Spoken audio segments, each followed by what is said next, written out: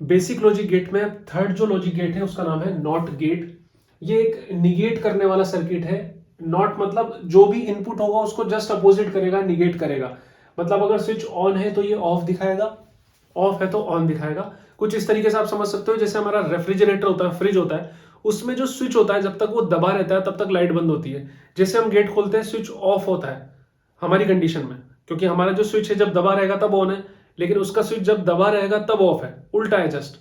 या वो जो थीफ वाली जो घंटी होती है, चोर घंटी, उसमें अगर बटन दबा हुआ है, जब तक यहाँ पे कोई बटन नहीं दबा हुआ है तब तक वो ऑफ है। जैसे आपने गेट खोला चोरी छुपे और वो बटन ऊंचा हुआ तब घंटी बजेगी, वैसा सा कुछ ये सर्किट होता है।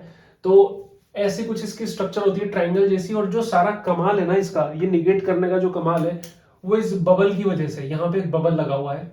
आपको आगे आने वाले सर्किट्स में ध्यान देना है कि अगर एंड गेट के आगे आपको ऐसा बबल दिखे तो वो अकेला एंड गेट नहीं है, उस एंड गेट के आगे नॉट गेट लगा हुआ है। और गेट के आगे बबल लगा हुआ दिखाई दे तो आपको मानना है कि उस और गेट के आगे जो है नॉट गेट लग गया, वो और गेट नहीं रहा, अब वो नॉर गेट हो गया, उसको हम समझेंगे आगे। तो इस बबल की वजह से हो रहा है। और इसका जो बूलियन एक्सप्रेशन है y is equal to a bar है, मतलब उल्टा कर देना।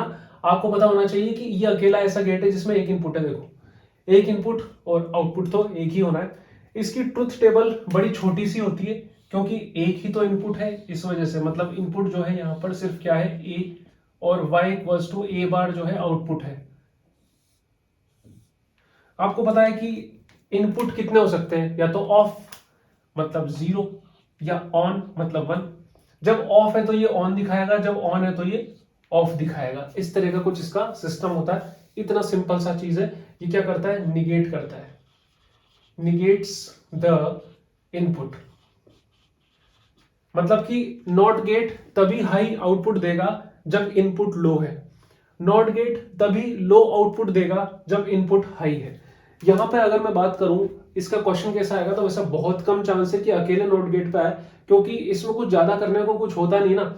आपको जो भी इनपुट देंगे, मान लीजिए कि ये इनपुट दे रखा है ए, आपको आउटपुट पूछा जा रहा है फॉर नॉट गेट, तो आपको क्या करना है, सबसे पहले नंबरिंग देनी है।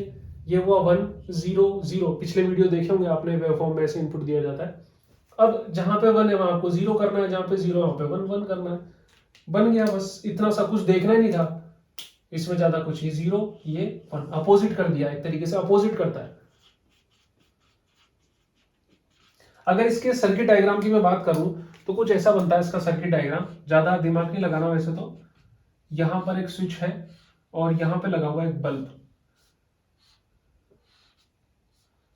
ये रहा बल्ब।